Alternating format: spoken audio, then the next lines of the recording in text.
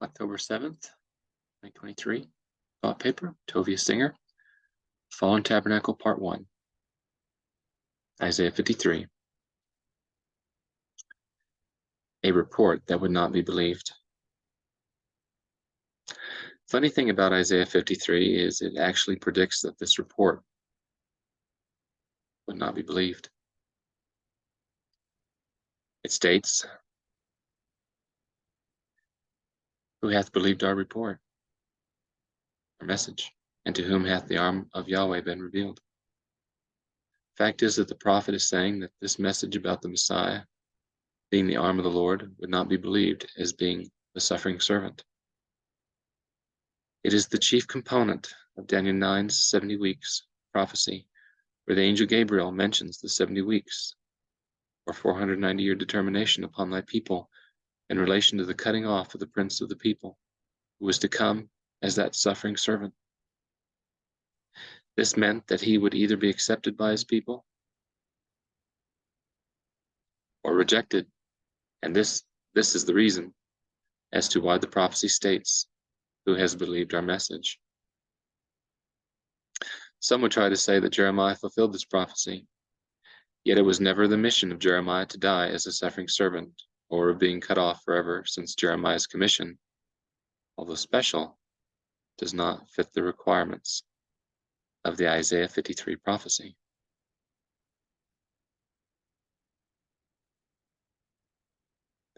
We know that Jeremiah did suffer and cried much. Lamentations. But since his commission was to uproot kingdoms and to replant them, and prophecy specifically states that this was to be accomplished on the high mountain, the house of Israel, this could not possibly be the mission of the suffering servant, who, after being cut off from the land of the living and dying forever, is later resurrected, as well as being exalted and spoken about by kings who are in awe of what transpired. Jeremiah did not fulfill what the book of Revelation refers to as the second death in relation to the suffering servant arm of the Lord, who was cut off for the sake of his people. The suffering servant was not the go-between in the matter of transference from one kingly line to another. This matter was to be in reference to the transference from the Perez line of kings over to Zerah line of kings.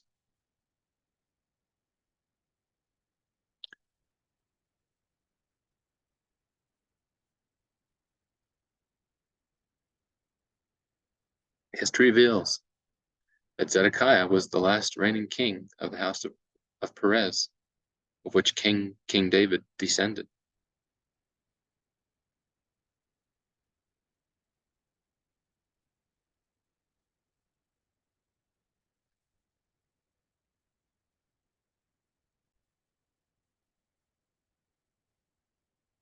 Fallen Tabernacle. Later on in the New Testament, there is reference to the fallen Tabernacle of David.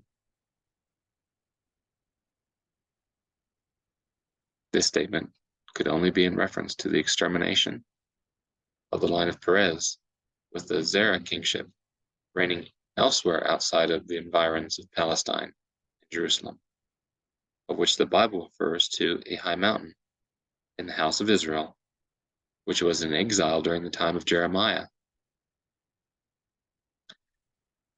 It is not the objective of this study to discuss how Jeremiah specifically fulfilled his commission. A brief explanation is to be given.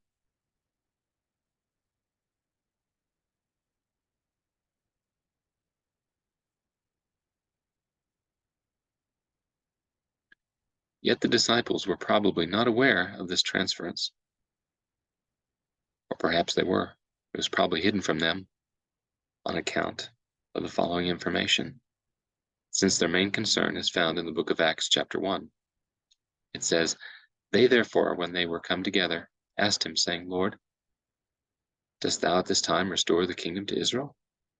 And he said unto them, It is not for you to know the times or seasons which the Father has set within his own authority, but ye shall receive power and the Holy Spirit has come upon you. You shall be my witnesses, both in Jerusalem and in all Judea and Samaria, and unto the uttermost part of the earth. And when he had said these things, as they were looking, he was taken up, and a cloud received him out of their sight. The disciples were quoting from Amos 9:11-15. In that day will I rise up the tabernacle of David that is fallen, close up the breaches thereof, and I will raise up his ruins, and will build it as in the days of old. They may possess the remnant of Edom, and of all the heathen which are called by my name, saith the Lord that doeth this. Behold, the days come, saith the Lord, that the plowman shall overtake the reaper, and the treader of grapes him that soweth seed, and the mountains shall drop sweet wine, and all the hills shall melt. And I will bring again the captivity of my people of Israel, and they shall build the waste cities, and inhabit them. And they shall plant vineyards, and drink the wine thereof. They shall also make gardens, and eat the fruit of them. And I will plant them upon their land, and they shall no more be pulled up out of the land which I have given them, saith the Lord thy God.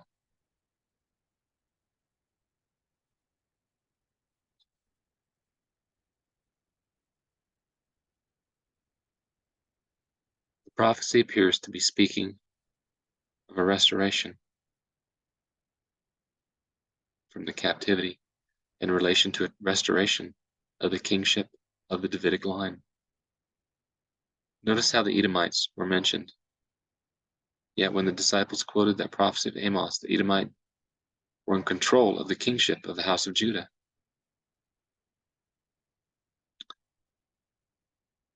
The restoration of the Davidic line. This never took place after the Babylonian captivity, since by the time of Christ, the Edomites were in control of Judea. This was the hope of the disciples, a restoration of the house of Judah, without an Idumean king who was a foreigner. They would see the tabernacle of David rise up with a warrior king who would exalt Israel. Yet this belief was shattered when Jesus told them that it was not up to them to determine the times and seasons as set forth by the Father.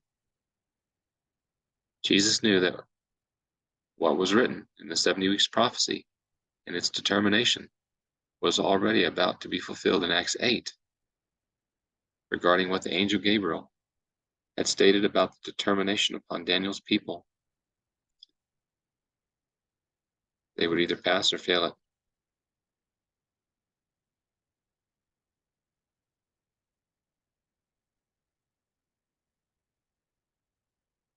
Fail it they did. From henceforth, the prophetic landscape of the disciples was altered, and the emphasis was not to be restoration of the tent of David in the way that they viewed it as a messianic warrior restoring the kingship of the Davidic line. Jesus had always warned them about the wine and leaven of the Pharisees in relation to how they viewed these prophecies, without taking into account that there was to be a chronological close of Jewish probation. Isaiah stated that the message or report about the Messiah, the suffering servant, would not be believed, and Acts 8 proved it. Corporate probation of the 70 weeks or 490 years from 457 BC to 34 AD expired. 70 weeks are determined upon your people and the holy city. Daniel 9:24.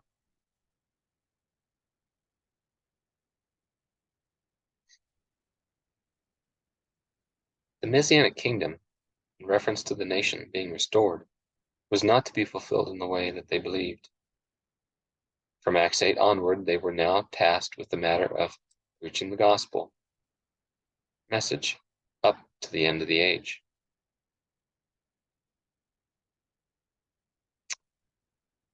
Throne of David. God promised King David that he would never lack a man on the throne. Is it possible that God did not fulfill his promise to David? Here's the mystery that most people, especially many theologians, are unaware of. And the answer is yes.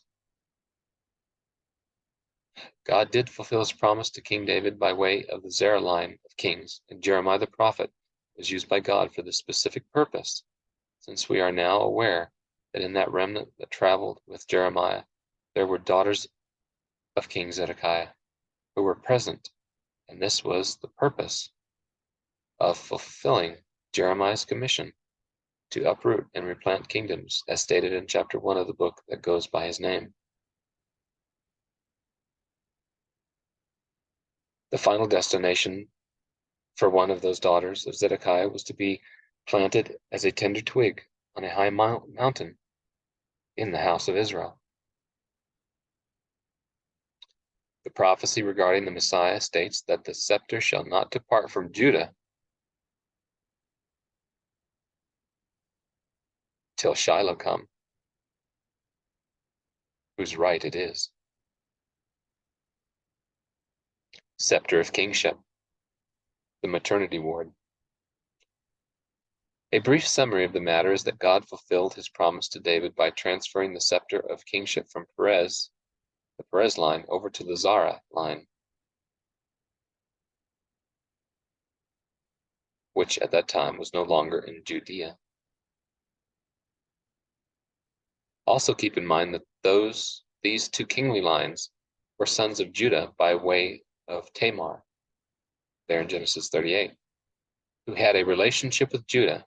So in that way, the scepter of the Davidic throne never departed from Judah.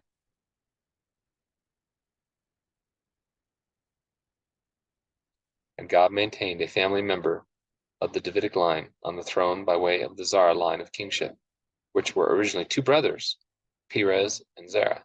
And Zerah was supposed to be born first. And then he pulled back his hand and his brother was born, and the caretaker put the string around his finger as the firstborn at the maternity ward. The caretaker, who was in charge of the delivery, then stated the following: "How hast thou created a breach among thy brother?" This was a prophecy which indicated that at some point in time the breach would have to be healed between those two kingly lines. The time arrived during the Babylonian siege, and Zedekiah and his sons were taken. His sons were put to death, and Zedekiah's eyes were taken out.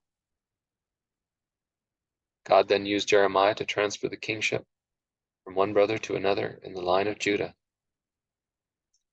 So, God did fulfill his promise to David, and when Shiloh the Messiah did arrive and was the anointed prince in 27 AD, which was the 15th year of Tiberius, and he was then cut off 3.5 years later as the suffering servant, is Isaiah 53. Then the kingly line, Zerah, was no longer necessary, yet that line would continue up to our time of the end, and later claimed kingship, especially just prior to or around World War III. This detail is mentioned in the latter part of Revelation 17:10, and his coming is brief, and his office will command the attention of the world. Yet the politicians of this world are not aware of what all of this entails in reference to World War III and what is stated in Zechariah 9, 10, and 11. It needs to be kept in mind that by the time we reached the birth of Jesus, there was the Idumean kingship, which was established in the form of Herod. Fact is that the Perez line of kingship was not functioning at that time of the 70th week. For those unaware, the New Testament refers to this matter as the fallen tabernacle of David. Acts 15:16 says, "And after this, I will return and will build again the tabernacle of David, which is fallen down, and I will build again the ruins thereof, and I will set it up."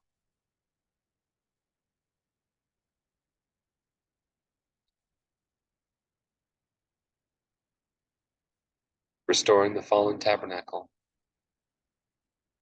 a true prophecy as well as a false. Zechariah 9, Rejoice greatly, O daughter of Zion, shout, O daughter of Jerusalem. Behold, thy king cometh unto thee, he is just and having salvation, lowly and riding upon an ass, and upon a colt, the foal of an ass. And I will cut off the chariot from Ephraim, and the horses from Jerusalem. And the battle bow shall be cut off, and he shall speak peace unto the nations. And his dominion shall be from sea to sea, and from the river to the ends of the earth. 10 lost tribes. Read 10 lost tribes and Jewish understanding here.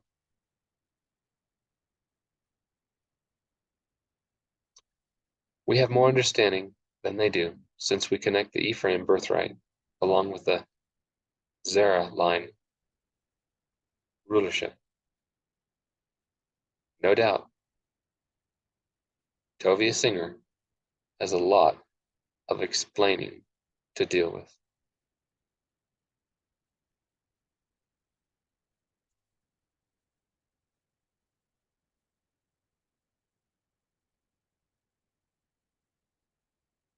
That is Tovia Singer, The Fallen Tabernacle, Isaiah 53.